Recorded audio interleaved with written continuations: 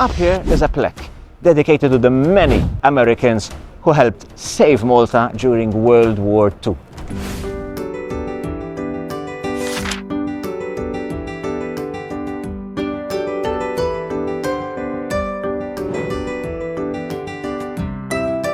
When Malta was bleeding, starving, bombed into dust, a US ship, SS Ohio, limped into our harbor.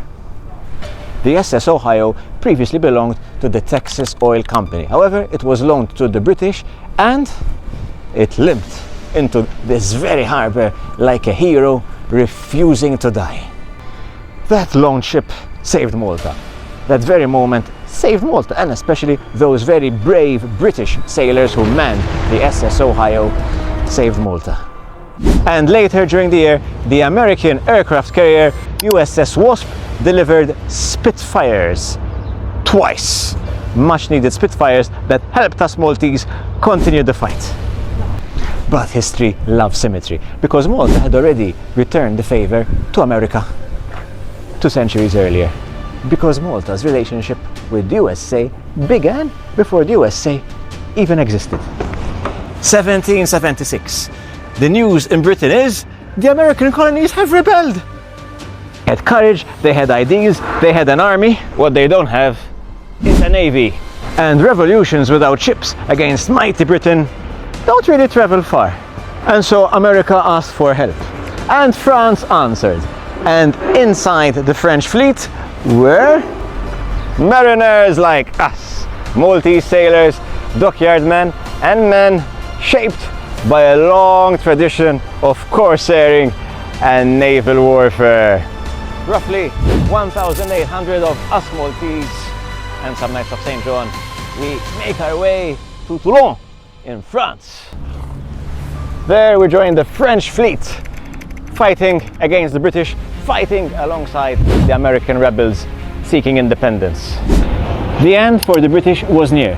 The British had one final move: reinforcements for Yorktown.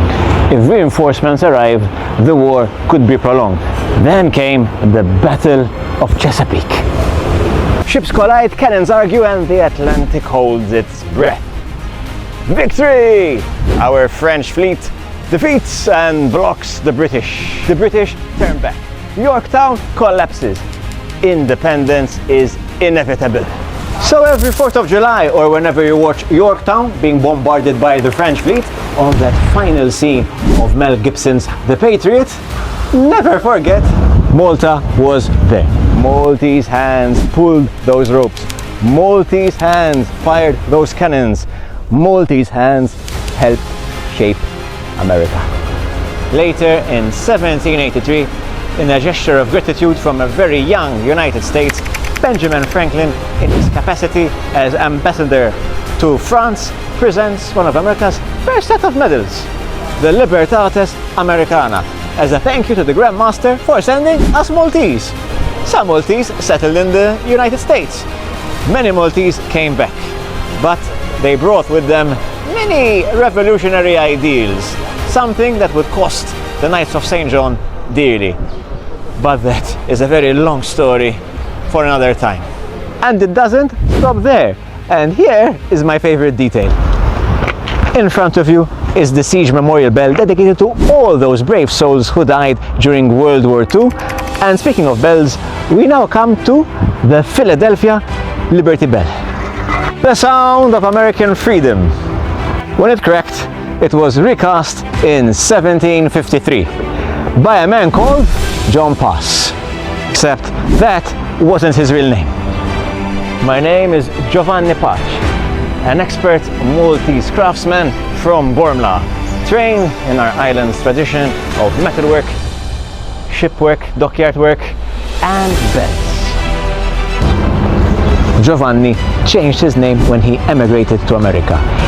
His name can still be seen on the bell itself. He cast his name on the bell, where you can still see his name together with his partner's name on the very bell of Philadelphia itself.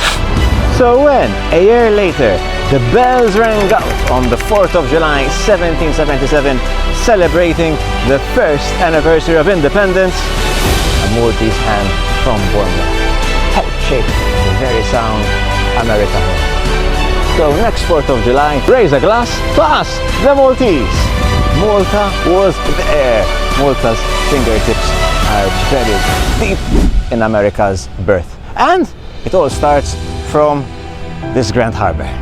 We Maltese really have a habit of turning up at the world's biggest moments.